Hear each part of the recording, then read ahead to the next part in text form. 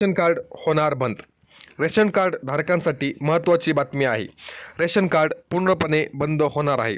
Ration कार्डचा उपयोग हा फक्त काही रेशन घेण्यासाठीच होत नाही, तर रेशन कार्डचा वापर हा हॉस्पिटल, सरकारी योजना, ओळखपत्र म्हणून तसेच इतरही शासकीय कामासाठी होतो.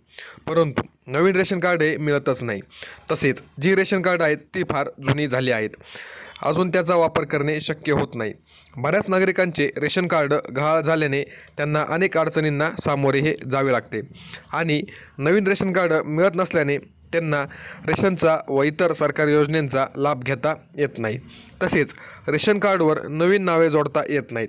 या सर्व अडचणीवर उपाय म्हणून सरकार रेशन कार्ड बंद करण्याचा निर्णय घेतला आहे. रेशन कार्ड हे 3 प्रकारचे असतात: पिवळे, पांढरे आणि केशरी. आता हे 3ही रेशन कार्ड बंद केले जाणार आहेत. महाराष्ट्रात आता पिवळ्या, पांढऱ्या आणि केशरी रेशन कार्डची छपाई ही आता पूर्णपणे बंद करण्यात येणार आहे. तसेच इथून पुढे पांढऱ्या, पिवळ्या आणि केशरी रेशन कार्डचे वितरणही बंद करण्यात येणार आहे. अन्न आणि नागरी पुरवठा विभागाने हा निर्णय घेतला आहे. राज्यातील इतर भागातही आता ई रेशन कार्ड हे मिळणार आहे.